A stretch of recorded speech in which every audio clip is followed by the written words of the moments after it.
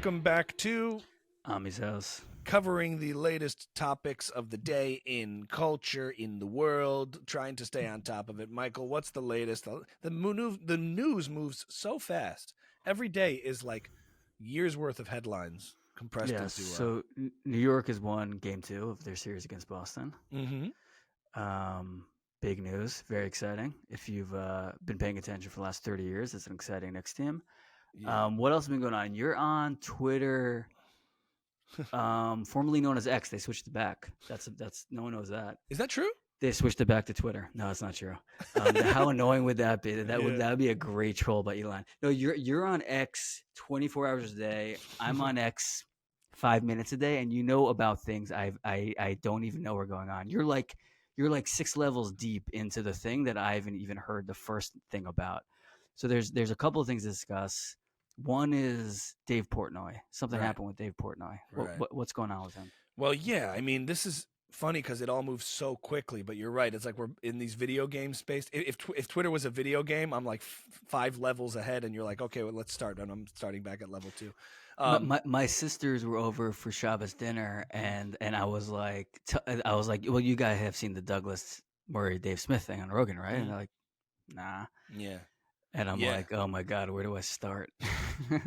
I know. And it's funny because when you engage with this digital world, it is kind of the matrix. Once you like wire yourself in, when you step out of it back into the real world, it's very possible if someone just hasn't looked down and opened an app in a couple of days, you know, there's 1,000, I think, fairly significant events and of things that have happened reflecting what's going on in the real life. It's all being broadcast, but like, you know, that's why I think people are getting different perceptions of what reality is, you know? Plus real stuff. The Houthis bombed Ben Gurion Airport, and then the Israelis bombed the Yemenite airport. They destroyed it. And I wouldn't have known about it unless I overheard someone in shul mention it. Yeah, if you're not looking. Like, and that's not even like BS social media podcast stuff. That's like real.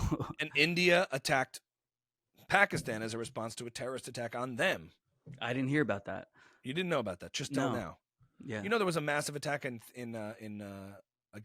India by like Pakistani terrorists or something? No, I didn't know that. And somebody caught the whole thing on his camera because it was at this public park and he was doing a zip line, selfieing himself.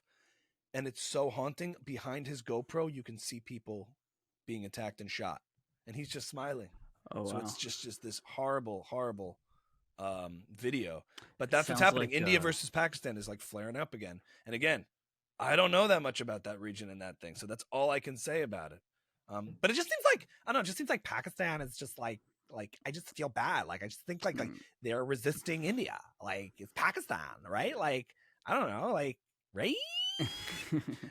So anyway, let's just stick with one topic at a time that's making headlines. The Dave Portnoy story is, we're already a couple days into it, but there was a bar in Philly, like a Barstool Sports bar, and 2 employees or whatever who admitted to responsibility put up a sign that said F the Jews, and then it was on Instagram and it all went around, and Portnoy was at the Met Gala and he came back, he's like, I just got back from the Met Gala, my phone's blowing up, I don't know what's going on. He releases a video calling these people out. He's livid about this happening in his bar. And long story short, I mean, he's trying to figure out max accountability for this kind of thing, to the point where he said he had a call with these 2 people. And now one of the people, Mohammed Khan, I think Mo is short for Mohammed, is playing the victim, saying Dave's ruined my life. And he's getting all the support from Twitter's vicious anti-Semitic community, who's also bigoted against Muslims, but for the purposes of hating Jews, they're perfectly happy to get on board and donate money to him and say, see how the Jews are reactionary and controlling everything and ruining this kid's life because Dave says, I want to send him to Auschwitz and go on this, like, you know, Holocaust education thing. No, wait, but first, go even slower. So this thing happened. So this thing happened. So Dave someone Portnoy ordered bottle service at Dave Portnoy's bar. The owner of Barstool Sports owns a bar, apparently. Yeah. Someone ordered bottle service with a sign that said F the Jews. Something like that. Yeah. Dave found out about it. His first reaction was, it was on Instagram. I was going to ruin these people's lives. Yes. And he decides instead, I want to team up with Bob Kraft. Right. Yeah. And educate these kids and send them to Auschwitz. Which is one move one approach that's been implemented when you're trying to like teach people about anti-Semitism, especially younger people who are playing with really edgy, weird ideas and make mistakes. He's trying to make it a teachable moment. Now, the word teachable moment, the phrase is like such an exhausted, gross, yucky term because of the way the woke used it whenever somebody made any kind of joke in the past. And now it's a teachable moment. But what bothered me initially was seeing a lot of like Jews sort of lecturing Dave Portnoy on how to handle it properly online. They're like, oh, why would you do this? Go from a place of strength, weak Jewish posture to say, this is not what we need to do. Like immediately Jewish infighting starts when Dave is the one that kind of has to manage a scandal like this, an incident like this. And I'm like, oh, it's sort of like when you do a comedy set and you say, the second joke was good, but here's what you should have done. It's like, that posture to me, it's like, guys, take a minute. Like he's trying to figure that out. And that kind of just bothered me to see the lecturing from within the community who all is appalled by this. And they're telling Dave how he should be reacting and doing it rather than he got a lot of support and applause too for reacting to it. But that's the story. He's reacting. And now the latest in it is that one of them is shifting their accountability from this incident and trying to play the victim against Dave, which to me, and I wrote on Twitter, is emblematic of the entire Middle Eastern conflict. Perpetrators act, they are met with a response, and then they play the victim and then get the international anti-Semitic community to fund their cause. It was funny. That was a really funny tweet. But backing up a second, I also thought the sending someone to Auschwitz move is so like I really don't understand it. Like I've never been to Auschwitz myself, so I don't know what the tours are like. But like to Dara Horn's point, who we've had on the podcast before, yeah, like showing people, teaching people about the Jews by showing them the single worst atrocity to ever befall the Jews, instead of teaching them about Jewish civilization and Jewish culture and what's important about the Jews, how anti-Semitism starts, not how it ends. Right. So we always start at the end point. So people are like, oh, well, until Jews are in concentration camps, this is not anti-Semitic. Instead of going like, well, it starts with speech. It starts with ostracizing. It starts with Jewish students at universities feeling uncomfortable. Like, all those steps up to Auschwitz are really, really important. Signs like F the Jews in bars are really important, but you don't get that if you go to Auschwitz and just see the gas chambers. So, I mean, I did this whole like sending people to Auschwitz thing. I don't get why that's effective or why that would change this guy's Mo's decision in the future from doing something like that. I don't know. So I think there's a couple of different reactions you could have, because one argument is to say, oh, that's a stupid sign. And then just move on, like fire the guys and not get hysterical. I'm just playing out these ideas, thinking out loud. I don't necessarily agree with that. But part of it is you could say, well, that's not holding people accountable. But no, it's like, oh, you guys screwed up. You're fired. And we Jews are strong. Words don't hurt us. We're okay. But you can't do that. That's past the Overton window. That's past the threshold of decency. It's not a joke. And you can't do that. That's beyond our standards of practices and norms here in our culture, in our company. You're out. And lesson learned, people don't do that. You don't belong here with those kind of views or whatever. And that's it, right? That's one thing to think about, because when you pour gasoline on something, you maximize the attention on it. You invite the world's anti-Semites to come in and join the party to get on the other side of it. One could argue that, reacting in such a reactionary way makes the whole thing bigger. That's one way to look at it. The other way to look at it, given the context post-October 7th, is to say, as you're pointing out, this stuff starts, the Holocaust didn't start with trains to Auschwitz. It started with Goebbels. It started with propaganda. It started with delegitimization, dehumanization, little kinds of things that start with the culture. If the culture doesn't support something, it doesn't happen politically. So you started at the cultural level, and then eventually it works its way up to extend politically, where you have people who are willing to let something like this happen. And there's an education element to that too. The punitive part of it, of putting somebody into it from a punitive standpoint rather than an educational standpoint, I wonder if the posture is clearly punitive. You are punished. You must go sit through this and look at this.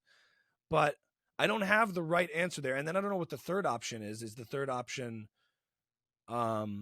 maximum accountability, react the way Dave is, but don't try to teach them. Don't use them as innocent players in all this. They're just children. They're in their 20s.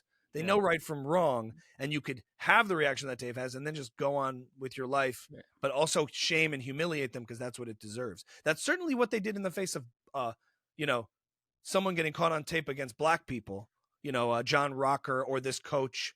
The whole culture and the whole world got on board with maximum condemnation. Mm-hmm. I'm not talking about fake things of racism. I'm talking about real incidences of racism. They went after Kramer pretty hard when he was in that, and he's not recovered since. Michael Richards in the Laugh Factory got a pretty harsh punishment, and no one thought everyone's overreacting. Nobody said that. Mm-hmm. So I don't have the right answer. You want to have accountability. You don't want to give things more attention than they deserve. I don't think you have the right answer. Yeah. That's not what I'm saying. No, I'm saying it to myself as I think. Well, the equation is: do you think shining a light on this guy is going to expose him as kind of this awful person, which I think it has? If we'll talk about what has happened to him since. Yeah. Or do you think it's going to attract more people and bring more people out of the woodwork who kind of think what he did was cool? I have a feeling there's going to be more F the Jew signs at bars in the next few weeks than there ever have been. Oh man. I think maybe at one time it would have exposed him and he would have gone away and disappeared. But I don't think that's the environment we're working with now. Right. So I think you have to be very, very thoughtful about how you react. I think better than sending him to, if you are going to use it as a teachable moment, better than sending him to Auschwitz is send him to Tel Aviv. Mm-hmm. Send him to the West Bank. Send him to the Lower East Side. I don't know. Send him to Warsaw. I don't know, somewhere where you can learn about what's special about the Jews. At the same time, maybe one should just suffer the consequences of what it's like to hate Jews. Live with that reality and miss out on all the opportunities to engage positively with Jews, and that'll be kind of your loss. There's something strange I find a little off-putting about this idea of we need this guy to make he needs to like us before we can move on.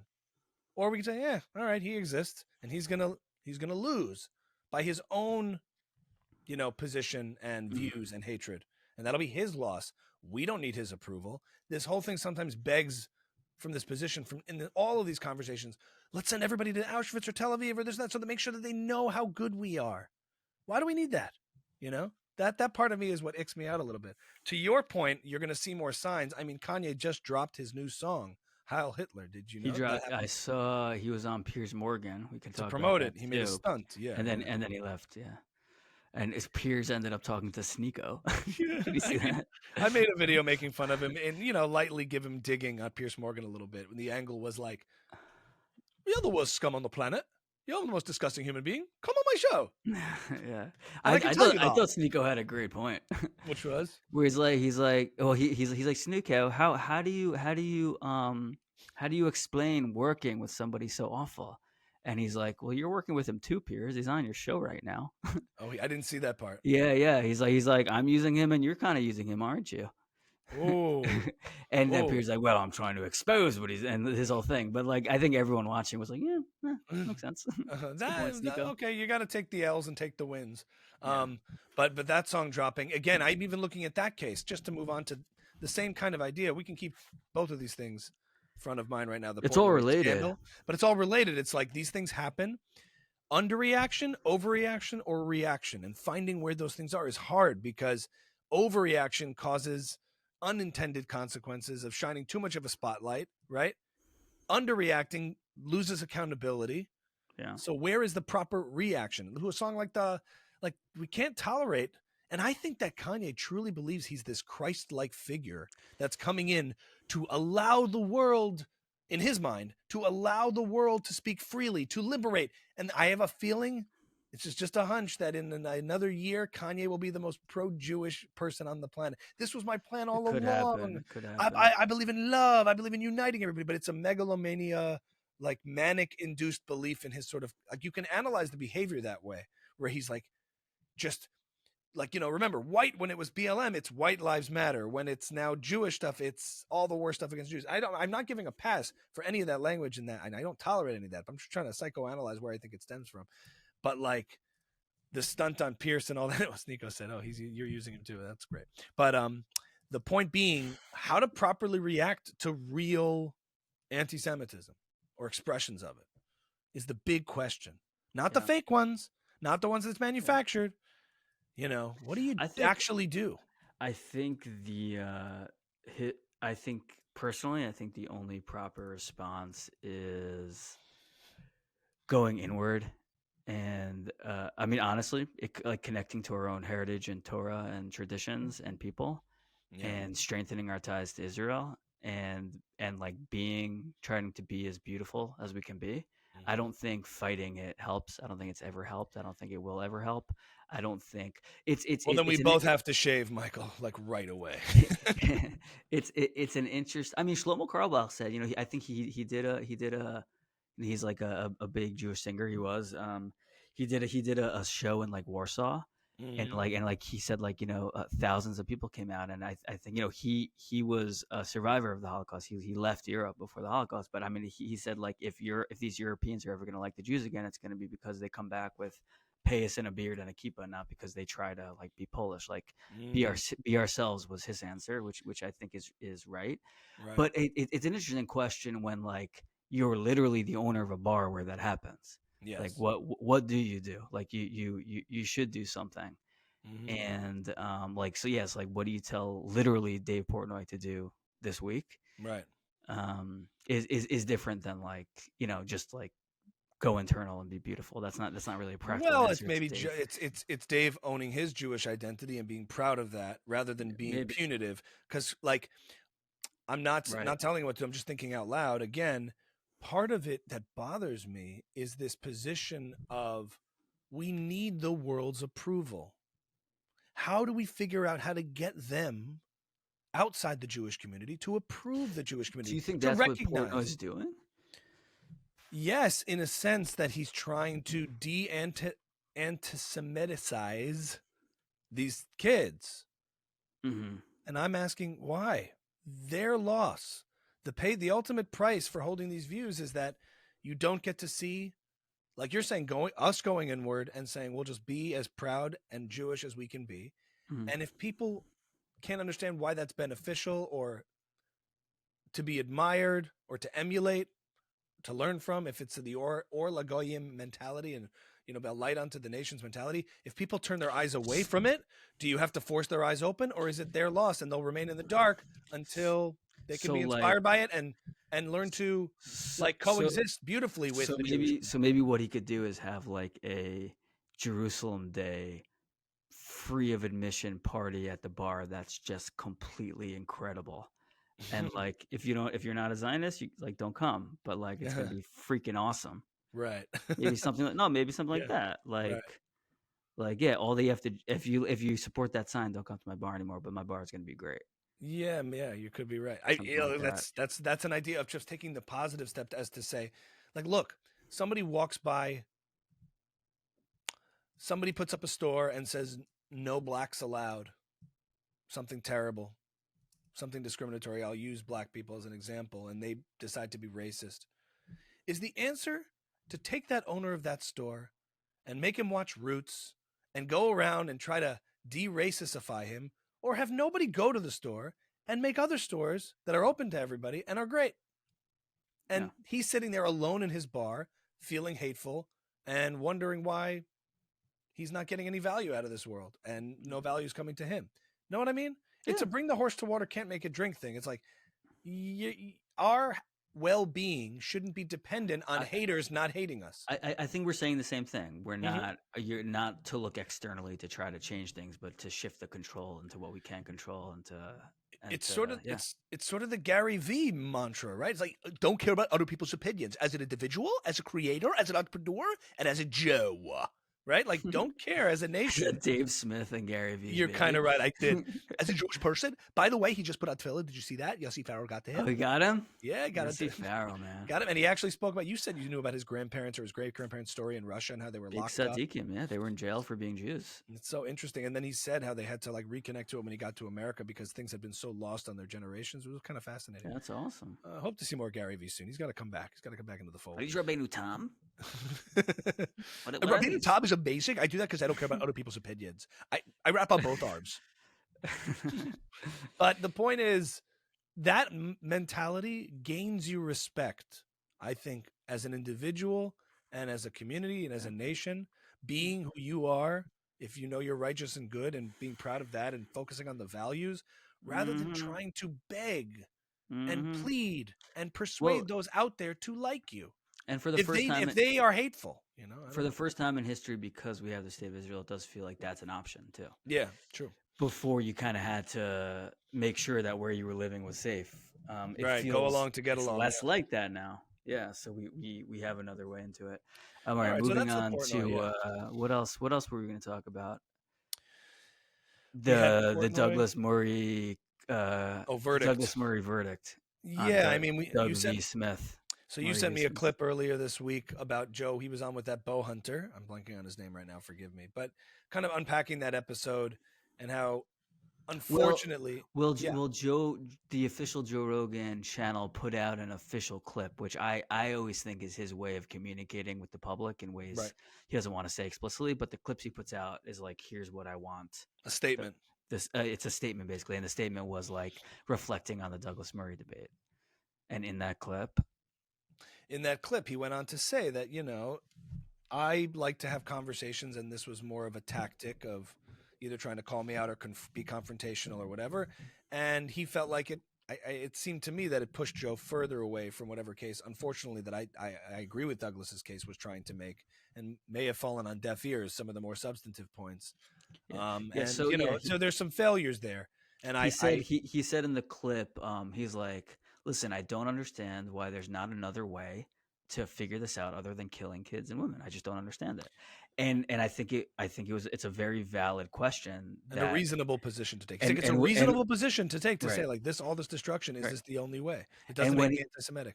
And when he says it like that, you're like, why didn't Douglas Murray go on to answer that very simple question? That would have been helpful. If you listen to the episode just with discerning ears and pick it out, like, it did come up. It just didn't come up in the explicit, explosive ways. Other things that I think were distractions came up. Douglas said in the episode that when you see the rubble in Gaza and you see buildings and buildings and why they've all been destroyed in that way, even with Israel's precision strikes, what you have to realize is a lot of these, every other apartment complex in Gaza is filled with munitions that explode and has Hamas tunnels inside of it, and that the Palestinians have made terrible choices that have brought this upon themselves. And he made this case that, in fact, even when you try to be precise, sometimes a building that crumbles is due to the fact that it's been outfitted to become a military base. And even though it doesn't present that way to the Western world, these all just look like domestic residential buildings. You're dealing with a fully militarized terroristic piece of geography, urban landscape that's full. Underneath everything you see a school, but underneath, if you put the X-ray goggles on, there's tunnels. And if you're telling me I'm allowed to go after Hamas, and I have to, otherwise they're going to harm me, you have to make that case. It didn't get into the refined details of that, but he was saying some of that stuff. Right. Well, he was saying, I guess, to reframe what you're saying, seeing it as killing women and children. They're seeing it as targeting buildings, but when you target that building, the entire thing collapses and the entire building explodes, and the one next door explodes, which kills a lot of women and kids. But that's not Israel targeting the women and kids. That's right. And just the idea that, like, look, it's possible, though. It's a reasonable question to have, but you're also saying it's a question, which means you're open to the possibility that perhaps there really is no other way. In other words, if it could be demonstrated that, okay, follow the logical steps. We have to go after those responsible for October 7th, and they have to be eliminated. And we all agree. Next, okay, where is Hamas? Because we got to get rid of them, right? Oh, they embed themselves under all of this infrastructure. There's a terrorist network, and that's how they fight. So we got to go in. We have to risk our whole battalion's life. Well, we can't sacrifice the whole army to do it. We can't put them in buildings that are all booby-trapped, and just lose them. Maybe that's too high of a risk, because they will be killed in those scenarios. Hamas will pop out of tunnels and shoot them. And the people shooting them might be, 15 years old, 16 years old. And when Israel returns fire, that person is counted as a child. In other words, not that we can't. We're making a decision to not put our I'm saying these sons are the questions. And fathers in those situations. It's like what Nick said along the way. These are the questions. Once you establish this, we agree here, because I feel like someone like Joe said that's reasonable. You got to go after them. use special forces. Everyone likes to throw out this military terminology. Okay, so you send in a special force. Then you have to send in a bulldozer thing to dig underground. And all the while, every minute that passes while doing that, you're a target to be killed. And soldiers die going in to try to dig up tunnels with specialty trucks. And a Hamas terrorist pops up every 10 seconds and can go back and you can't find him. And you have to find hostages along the way. You follow it to the logical conclusion that going after Hamas in a meticulous way still has a similar outcome. As horrible as it is, there's no getting around what war looks like. And if any collateral damage, when you put it front and center broadcast, is a deal breaker for a just war, you don't believe in war and you don't believe in retaliation. But you'd have to work your way up to that, because a lot of times people are giving true statements, but they're not the right answers. It's a true statement that Israel is precise, I think, and it's a true statement that they're the lowest to civilian combat ratio. I think it's a true statement. I think that Hamas's numbers are inflated and misleading, and it's a true statement that they're suicidal and are a death cult. But you have to make sure you're answering a specific question with the specific answer and work your way up to an understanding as to what the reality is. They didn't get that deep into it because it's a very deep, multidimensional issue. But it's not like someone like a Joe Rogan who's just seeing this couldn't be persuaded. It takes a lot of work, because once you follow the logical conclusion, the choice in war is between bad and worse. That's what Nick Freitas said. We all see the atom bombs going off and it's horrendous. It's like, oh my God, death and destruction. What we didn't see is the 3 million soldiers dying on. No, I'm thinking of, just the argument that of Tim Dillon's joke about that, but I finish first. Well, we didn't see the 3 million soldiers coming back in body bags. The millions of American soldiers coming back in body bags, who didn't have to invade. It's always easier to make seen and unseen devastation. It's always very, very Tim hard Dillon came out with a clip this week making fun of Sam Harris, who was talking about the Israelis, choosing life. And he was like, it's like when the Americans bombed Nagasaki, like this is a celebration of life, which is it's very frightening and hurtful, but it's funny. Yes, his stuff can be hurtful when it's coming at you against the things you believe, but he's still finding funny in it, which I understand where the funny is in what he was saying about a guy. It's just a funny thing that a guy who's into relaxation, breathing, and meditation also unapologetically defends killing children. We have to kill children, like all that stuff. But I'm just saying it's doable to make the case, but it's also understandable by why somebody who hasn't heard that case in its like step-by-step process comes to a different conclusion. So you have to realize when you're meeting people where they are, that being wrong doesn't make you hateful and or anti-Semitic or whatever it is. It's like, what are you trying to do here? So that clip was a revealing one. Well, it was also a revealing one that I think officially Douglas probably did not succeed in what he went on to do. Well, maybe he did. Maybe he sold a lot of books, and maybe that's what he wanted to do. Yeah, or just felt that my purpose here is to defend this point of view, and if you don't get it, then it's not for you. It's for everyone else who's been so frustrated seeing all of this disproportionate amount of coverage and hate on this issue and slander towards Israel. I'm going to make the right case about Israel. It would, I was thinking it would be nice if they did a round two. Like you're right. Like the first one wasn't a success. Let's do it again. Let's try it. Let's keep it focused. Yeah, and it's like my opinion on it kind of. Yeah, sorry about that. It changed over time, having seen it as somebody who was agreed with Douglas. It felt really satisfying to see those arguments presented finally. But at the end of the day, I don't know. Yeah, so I think there's still work to be done on that front. So that's the Rogan verdict. In general, where to have these arguments, Michael? Real life or Twitter? We were talking about, I was telling you, inventing a little bit about, Constantine said something really interesting. He said Twitter is the ring in Lord of the Rings, that when you have it in your possession and you engage with it, it turns you into a little goblin.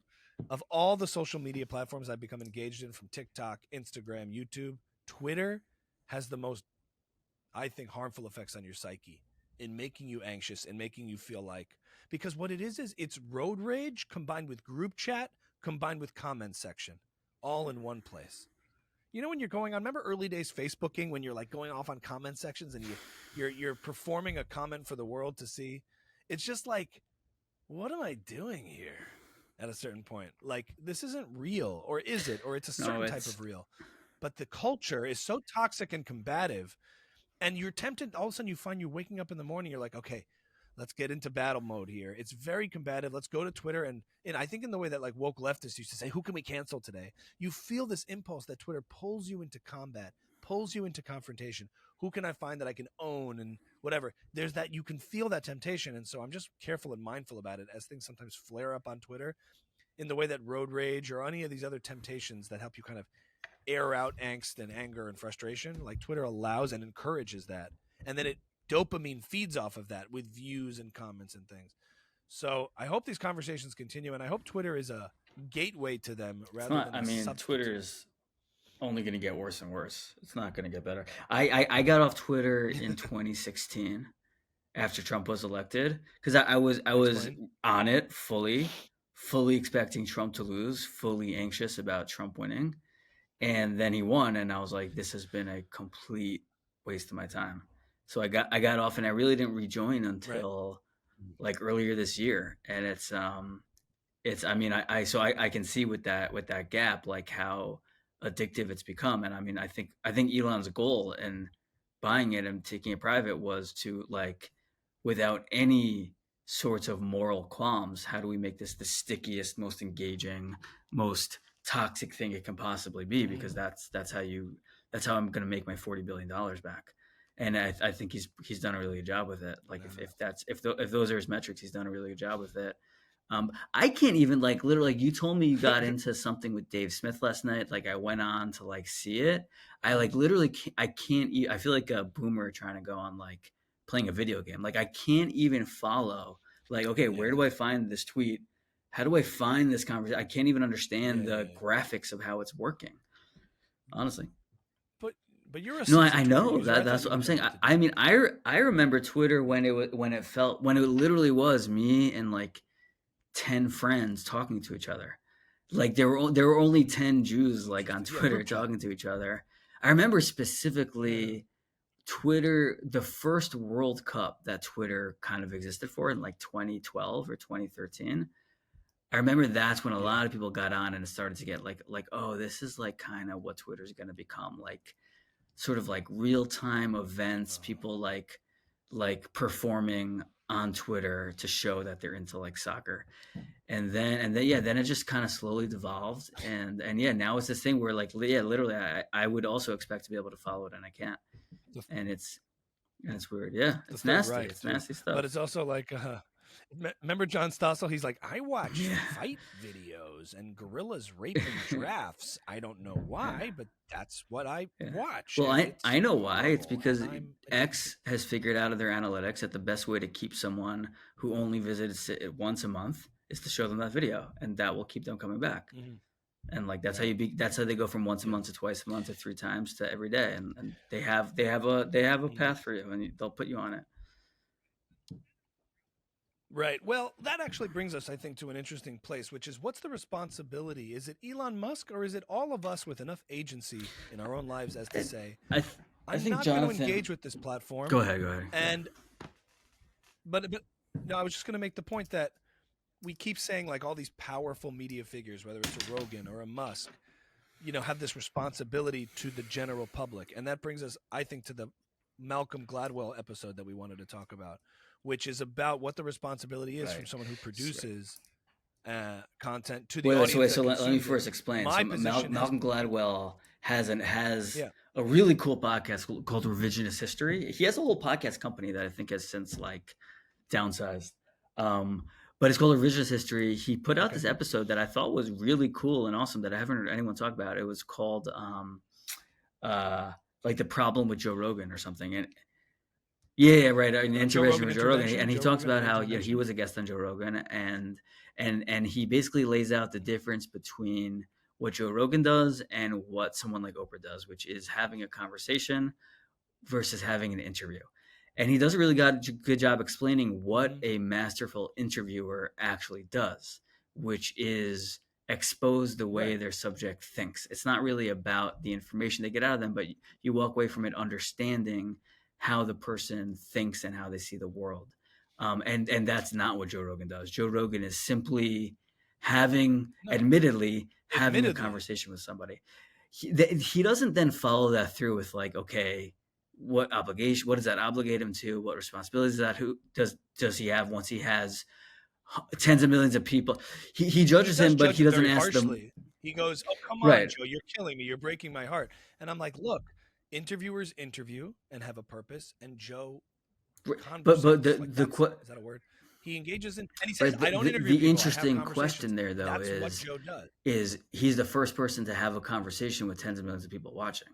And so, and this is what Malcom Gladwell asks questions like this. What does that morally obligate him to? And he doesn't do that. Yeah. So I'm increasingly coming to this position, having seen different tactics at play of how to react to these things. And even I've been talking to Winston and stuff. And the way more I think about it is like, look, if Joe admittedly is having conversations and that's worked for him and he's built a massive audience because people really enjoy watching that, then it's incumbent upon alternative voices or the actual people watching to realize that they're watching a conversation and not take it as prescriptive, diagnostic, and to say, aren't people, it's a little bit patronizing to say Joe owes it to all of these people who are going to now take the wrong, not take a vaccine because Joe and this one guest told them to. And I'm like, well, that's a very patronizing attitude and paternalistic attitude towards society. And I'm just like, look, we're all adults and human beings here watching a Rogan episode. If it's going to influence you that much, what does that say more about you than it does about Joe and his guest who you may call a kook or has wacky ideas? Like, I think, have to hold humanity and everyone watching to a higher standard, is to say they're not just pawns and subjects and tools to be manipulated. We're people who are thinking and can make decisions and have agency. So it's kind of like the video game argument in the 90s. It's like, yo, the parents have children. If the video games are something they shouldn't play with, the parents should tell the children, you're not going to play with these games. Not the government coming in and saying, look what these games are doing. So I'm increasingly becoming of the position that we have to take personal responsibility. And also I think we have to, as a culture, acknowledge that perhaps for the first time we're dealing with a class of incredibly influential people who don't have a code of ethics and don't have standards. So meaning forever, the biggest influencers in culture were were journalists who have a code of ethics, they have standards and they have accountability by journalistic standards. I mean, no, I think you have to be more precise to be like, just let me correct you there. They don't have journal. I mean, no, ethics no, like they're like have no ethics. But I'm saying journalists have. Joe Rogan doesn't need to have any standards whatsoever. No, he's a rogue guy. He could be nefarious if he wanted to. Like he doesn't have any standards. And well, I just mean he doesn't have medical standards. He doesn't have legal standards. He doesn't have he doesn't have any. He could do whatever he wants. No, I'm saying the format also of his show is that it doesn't operate under those kinds of standards. I'm saying which have no standards. I'm saying your kids are being influenced by a class of influencers or a class of whatever you want to call them that there's no bar to hold them to. Like, do you think? And maybe I'm confusing, not hearing what you're saying properly, but isn't there a standard, at least on the show, of like? That's his choice, though. Like, that's his choice. But I'm saying usually you could say, if my kids read the paper, I know that there's a certain threshold of how they can be manipulated.